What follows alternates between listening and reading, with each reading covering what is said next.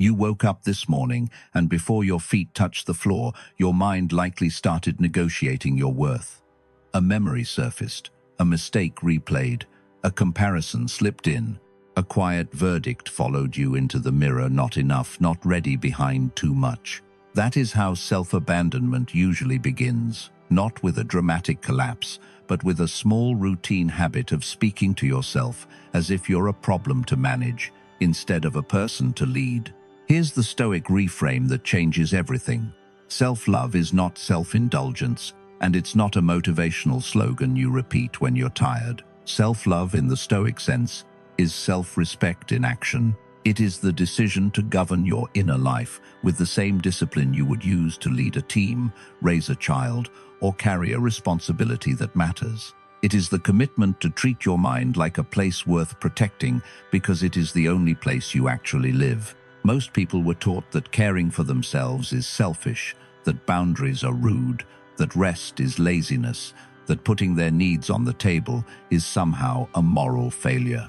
So they overgive, over-explain, overperform, and slowly disappear inside their own life. They become dependable to everyone except themselves. Stoicism doesn't ask you to become cold or self-centered. It asks you to become steady. Marcus Aurelius reminds us that we have power over our mind, not outside events. That power isn't abstract. It shows up in the first conversation you have every day, the one in your own head. If you speak to yourself with contempt, you will spend your day defending an identity you're constantly attacking. If you speak to yourself with clarity and respect, you walk into the world anchored, not desperate for approval, not easily shaken by praise or criticism. And that's the real promise of this video. Not to hype you up for 10 minutes, but to rebuild the relationship that determines the quality of every other relationship you will ever have: the relationship with yourself. Over the next sections, we'll turn self-love into a practical Stoic practice. You can actually live accurate self-judgment instead of harsh self-judgment, attention instead of rumination, discipline instead of guilt, boundaries instead of resentment, and growth that doesn't require anyone's permission. This is not about pretending everything is fine. It's about choosing what is true, useful, and within your control. You can't erase your past, and you can't control how others interpret you, but you can control the standard you live by. You can decide that your mind will not be a courtroom where you are always on trial.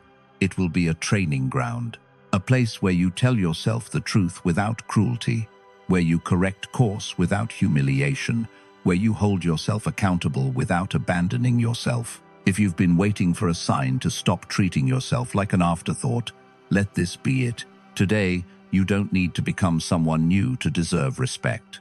You need to begin acting like the person you already are, a human being with dignity, responsibility, and the ability to choose. The first practice of real self-love is what I call the mirror of truth, and it has nothing to do with appearance. It has everything to do with perception. Every day you look at yourself, but you rarely see yourself clearly. You see a distorted reflection shaped by comparison, old criticism, unrealistic standards, and the quiet pressure to be further ahead than you are. You measure your progress against someone else's highlight reel. You measure your body against edited images. You measure your success against timelines that were never designed for you. And then you conclude that you are lacking. Stoicism challenges that distortion at its root. It asks a simple but demanding question: what is actually true? Not what fear says, not what social media implies, not what your harshest memory repeats. What is true right now? Marcus Aurelius constantly reminded himself to confine judgment to what is real and present. If you apply that discipline to how you see yourself, something shifts. The truth is this: you have survived every day you once thought would break you. You have adapted more times than you can count. You have learned even when you were hurting. You have kept showing up even when you doubted yourself. That is not weakness. That is evidence. The mirror of truth means you stop exaggerating your flaws and minimizing your strengths. It means you stop labeling temporary states as permanent identities. Feeling lost does not mean you are a failure. Feeling tired does not mean you are incapable. Making a mistake does not mean you are incompetent. Those are moments, not definitions. Epictetus taught that people are disturbed not by things but by the judgments they form about them.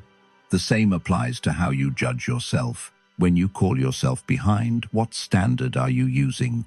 When you call yourself not enough compared to what? Often the standard is vague, inherited, or unrealistic. Self-love requires intellectual honesty. It requires you to withdraw consent from distorted thinking. That does not mean ignoring areas where you need growth. Stoicism never excuses laziness or denial. It simply insists on proportion. If you fell short, acknowledge it clearly, correct it calmly, and move forward without theatrics. If you succeeded, acknowledge that too without deflecting it as luck or accident. Accurate self-assessment is respect. Harsh exaggeration is self-sabotage disguised as humility. Stand in front of your own reflection, metaphorically or literally, and practice naming what is true in balanced terms. I handled that conversation better than I used to. I am still learning in this area. I showed discipline even when it was inconvenient. I need rest, and that is reasonable. This is not affirmation for comfort. It is alignment with reality. When you begin seeing yourself accurately, you stop chasing validation to correct a false self-image. You stop shrinking to match old narratives. You stop performing to earn worth. The mirror of truth is where self-love becomes strength. You see who you are, not who fear says you are, and you decide to lead that person forward with clarity instead of contempt. The next practice is becoming the gardener of your own mind.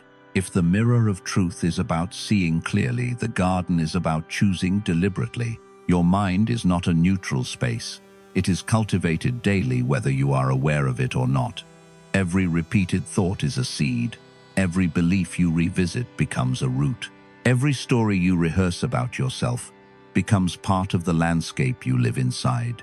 And if you have been careless with that garden, you already know what grows unchecked: comparison, resentment, self-doubt, fear of being exposed, fear of falling behind. Stoicism does not promise you control over every seed that lands. Life will plant hardship without asking permission. Criticism will show up, failure will show up, loss will show up, but you decide what gets watered. Seneca warned that we suffer more often in imagination than in reality. That suffering grows when you keep feeding the same destructive interpretation. You replay the mistake. You exaggerate the consequence. You predict the worst outcome. You call it preparation, but it is rumination. Self-love in action is interrupting that pattern and asking a disciplined question. Is this thought useful? Not is it dramatic? Not is it emotionally intense? But is it useful? Does it move me toward strength or toward paralysis? When you fail and say, "I always ruin things," you are planting a belief that will influence your next decision. When you say instead, "That didn't work and I will adjust," you plant resilience. Same event, different cultivation. This is not toxic positivity. A good gardener does not pretend weeds do not exist. You acknowledge the insecurity. You acknowledge the fear. But you do not build your identity around them.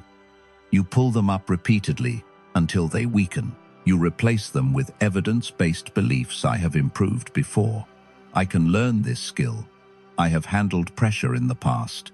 The discipline here is repetition. One gentle thought will not transform a decade of harsh conditioning. But each time you choose a measured response instead of an exaggerated one, you strengthen a different mental pathway. Over time, the tone of your internal world shifts. You also have to prune. Some habits, conversations, and environments feed weeds, no matter how disciplined you try to be internally. If you are constantly absorbing negativity, gossip, comparison culture, and unrealistic standards, your garden will reflect that input. Self-love means curating what you allow to influence you. It means limiting exposure to voices that distort your self-image. It means choosing inputs that challenge you constructively instead of destabilizing you emotionally. And here is the deeper Stoic insight. Your garden shapes your perception of reality. If your inner landscape is overgrown with doubt, you will interpret neutral events as threats. If it is cultivated with discipline and perspective, you will interpret setbacks as data.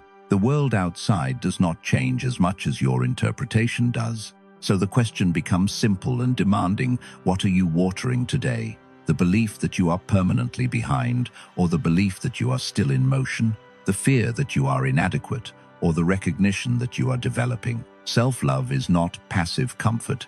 It is active cultivation. It is choosing again and again to build a mental environment strong enough to sustain the life you want to live. The fourth practice is granting yourself the permission you keep waiting for from everyone else. Most people do not struggle with effort. They struggle with approval.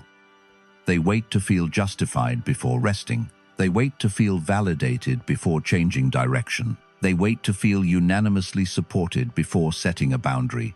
And while they wait, they postpone their own life. Stoicism dismantles that dependence at its root. It reminds you that your character is your responsibility, not your audience's consensus. Marcus Aurelius observed how strange it is that we value our own judgment less than the opinions of strangers. Yet that is exactly what happens when you hesitate to act because someone might misunderstand you. Self-love is reclaiming authority over your choices. It is recognizing that you are allowed to adjust your path without issuing a public apology. You are allowed to decline an invitation without composing a persuasive argument. You are allowed to evolve without asking permission from people who preferred the older, quieter version of you. The deeper issue is not the external request. It is the internal fear of disappointing others. Many people were conditioned to equate self-sacrifice with virtue. They learned that being agreeable meant being good, so they say yes when they mean no. They stretch themselves thin to avoid discomfort. They tolerate exhaustion because they do not want to appear difficult. Over time, that pattern breeds resentment, and resentment is simply self-betrayal delayed. Epictetus taught that some things are within your control and others are not. Other people's reactions fall firmly outside your control. Your decision to act according to your values is entirely within it.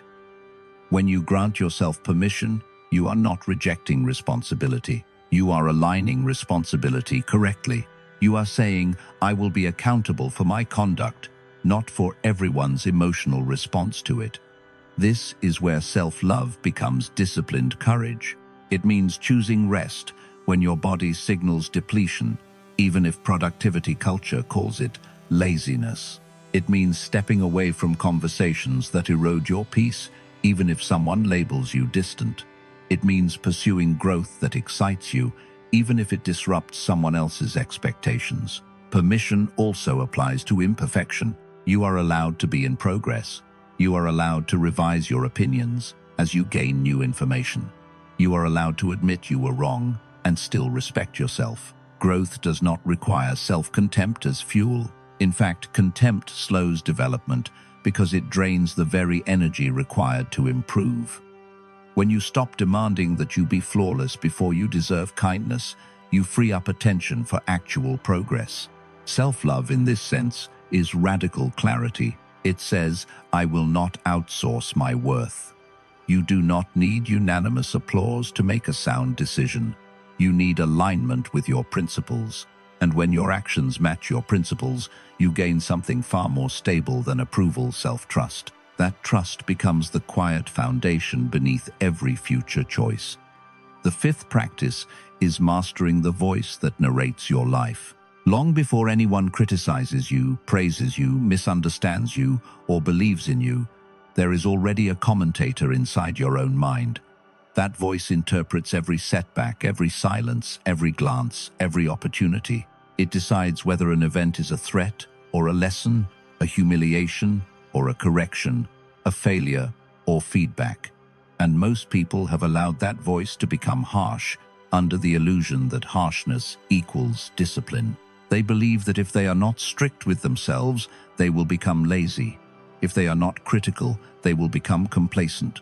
So they weaponize their inner dialogue, thinking it is strength. Stoicism offers a sharper distinction. Discipline is not cruelty. Clarity is not contempt. Marcus Aurelius wrote his private reflections not to insult himself, but to remind himself of his standards. There is a difference between correcting yourself and attacking yourself. One builds character, the other erodes it. When you say, "I handled that poorly. Next time I will respond differently," you are practicing leadership. When you say, "I'm terrible at this. I always ruin everything," you are practicing sabotage.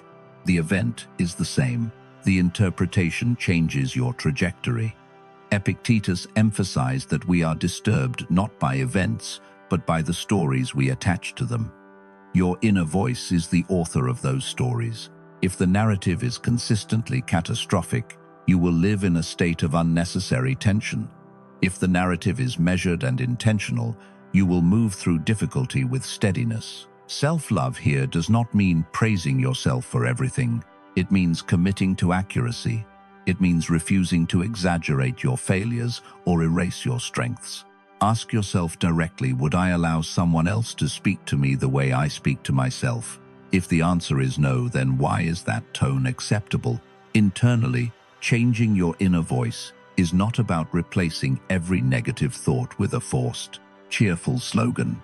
It is about upgrading your interpretation from emotional reaction to rational evaluation. When you hear, "I can't do this," examine the evidence. Is that objectively true, or is it fear projecting forward? When you hear, "I'm behind," define the metric. Behind, compared to what timeline? Whose expectations? Your inner voice must be trained like any other skill. It will default to old patterns until you interrupt them consistently. You can catch the distortion, correct it calmly, repeat. Over time, the tone shifts from hostile to constructive, and this shift affects everything. A disciplined inner voice makes you less reactive to external criticism because you are not already attacking yourself.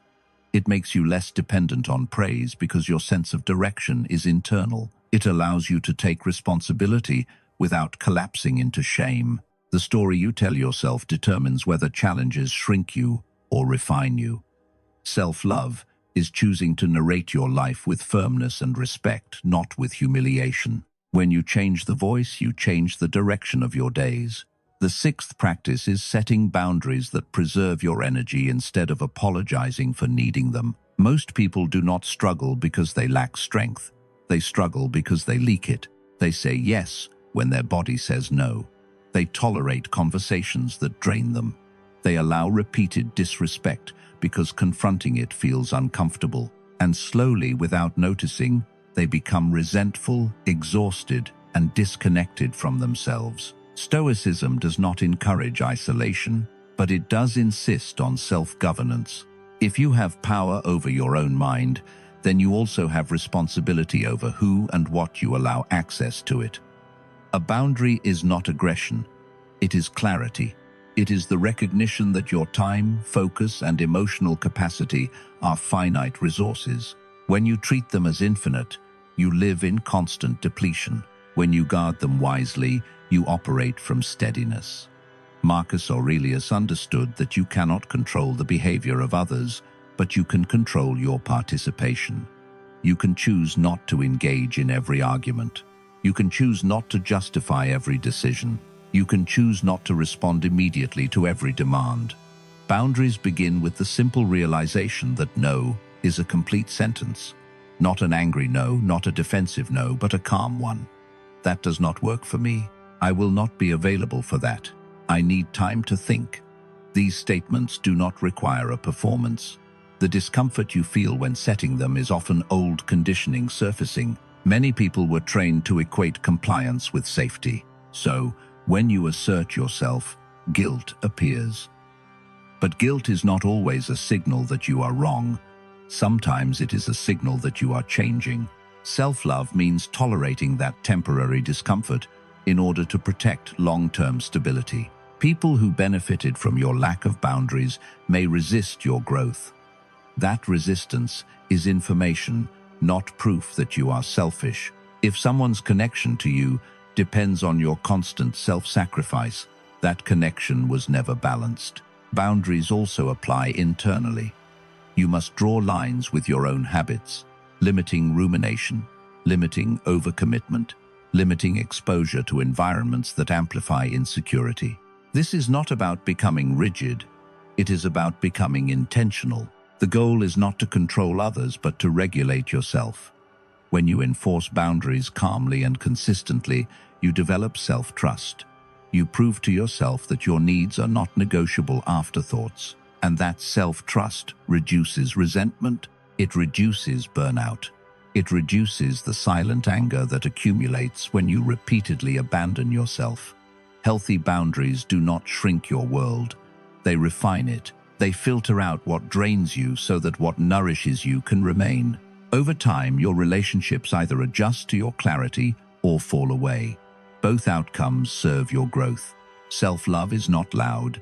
It is not dramatic. It is the steady decision to guard your peace as seriously as you guard any other responsibility. When you respect your limits, you stop living reactively and start living deliberately. The seventh practice is honoring the season you are in instead of fighting it. One of the most subtle forms of self-rejection is demanding that you be in a different phase of life than the one you are actually living. You tell yourself you should be further ahead. You should be more stable, more certain, more accomplished, more healed. You look at someone else's visible progress and measure your invisible process against it. And without realizing it, you turn growth into a competition. Stoicism offers a different framework. It teaches acceptance of reality as it is not as ego wishes it to be. Nature does not rush its cycles. Winter does not apologize for being quiet. Spring does not bloom overnight. Autumn does not cling to leaves that are ready to fall. Each season has a purpose. Each phase prepares the next. You are no different. There are seasons of expansion in your life where opportunity multiplies and momentum feels natural. There are seasons of contraction where you are forced inward, reflecting healing, rebuilding foundations that no one else sees. There are seasons of release where relationships, identities, or ambitions fall away. And there are seasons of preparation where progress is invisible but essential. The problem is not the season. The problem is resistance. When you are in a slower phase but demand constant productivity, you create unnecessary shame. When you are in a rebuilding phase but expect visible success, you call yourself behind. Marcus Aurelius reminded himself that everything is temporary, both praise and difficulty. This includes your current phase. Self-love means asking a disciplined question: what does this season require from me? If you are exhausted, perhaps it requires rest, not self-criticism. If you are beginning something new, perhaps it requires patience, not comparison. If you are letting go, perhaps it requires courage, not denial. Fighting your season drains energy. Honoring it redirects energy. It allows you to extract the lesson instead of resenting the timing. Growth is not linear. You may feel confident in your career but uncertain in your relationships. You may feel emotionally stable but professionally lost. That does not mean you are failing.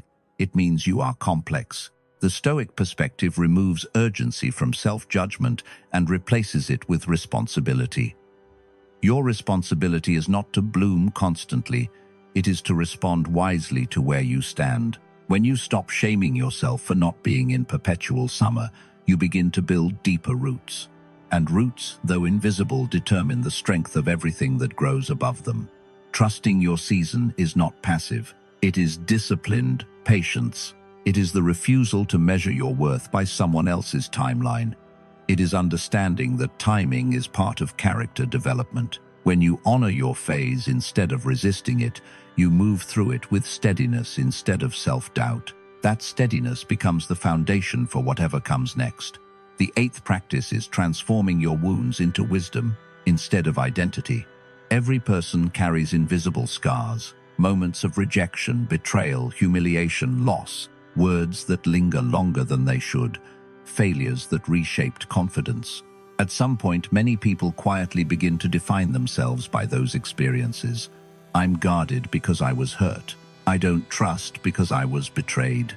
I'm not enough because I was overlooked. The event becomes an identity. Stoicism draws a firm line here. What happened to you is part of your history, but it is not your essence. You are not your worst moment. You are not someone else's failure to recognize your value. You are the person who endured it. And endurance is not weakness. It is evidence of strength. Seneca warned that we often suffer more in imagination than in reality because we keep reliving what is already finished.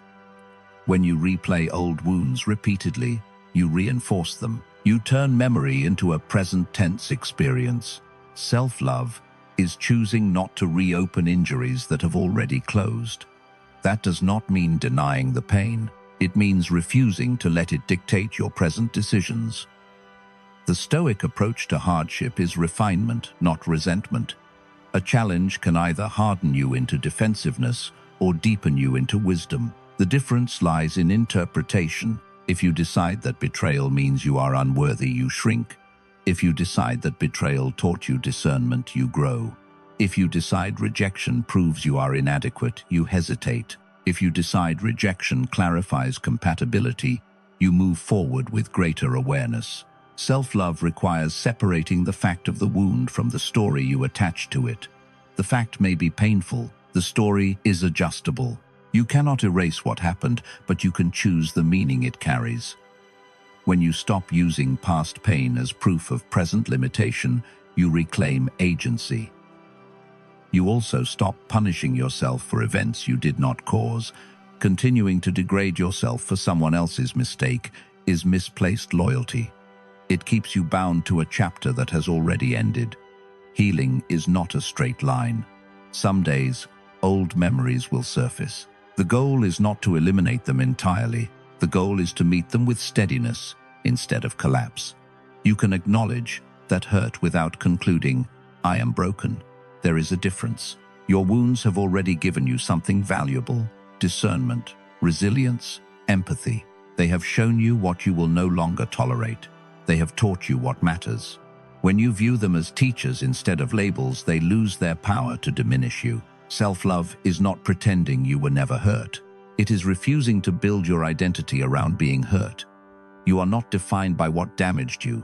You are defined by how you responded.